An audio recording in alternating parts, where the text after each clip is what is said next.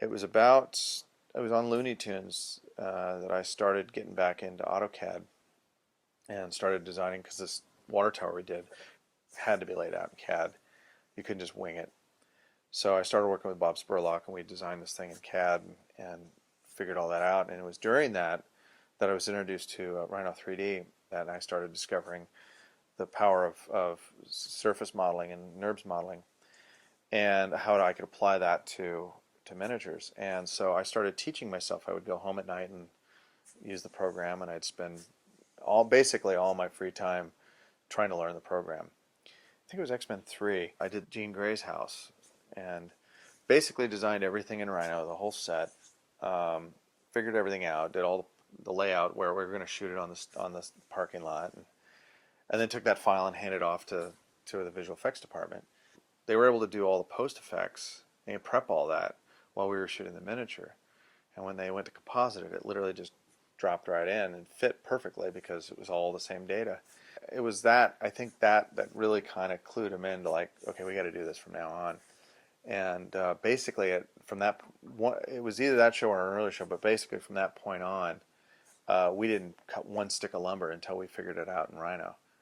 And we did Aviator that way, and basically every show that's been done there ever since has been done in the computer. John Bruno was a visual effects supervisor on that. John comes from a background of doing physical effects and now does quite a few digital shots. But I think he's of the school like we are, which is try to shoot it for real, or at least shoot something to give you a start, give you a beginning.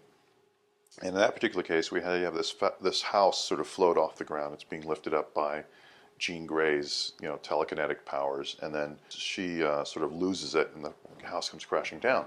Well, the good thing is that the house crashing down part lent itself to being a physical model. Drop the model, make it out of something breakaway like balsa wood, have it hit the ground, put some lead weight in it, and you get this great smashing effect. But while it's floating in the air, all of the shingles and the furniture and the dust and the dirt and the plants and everything that are sort of around the house really need to be sort of moving in a very surreal manner. We animated almost everything that needed to be in the shot, got that previs approved, and then we took that same previs and we divided it up by what we were going to do physically and what we were going to do digitally. And by doing that, we were able to pre-plan the scene and execute only what we needed to do physically and only what we needed to do digitally. And it really, really married everything together. And what was great too is that by shooting the model, it gave us all the lighting cues, all the textures, all the colors. And so everything that we added to the scene digitally, we had a template, a guide. And so the digital artists were able to use that to create their effects. The other thing too is we had started with a digital model of the house. We'd built that in Rhino. We used that same model in our previs, and that same model was then outputted for construction drawings for building the model house. So the physical house and the digital previs house were the same, came from the same file. And the previs, because we followed it as a template, I was able to go to Canada and shoot my background plates in the real neighborhoods in Canada where they shot the movie, come down here, shoot our miniature, line them up in scale, and then by combining them in the composite, we had a good lineup. The perspectives were all correct. So there's a lot of benefits from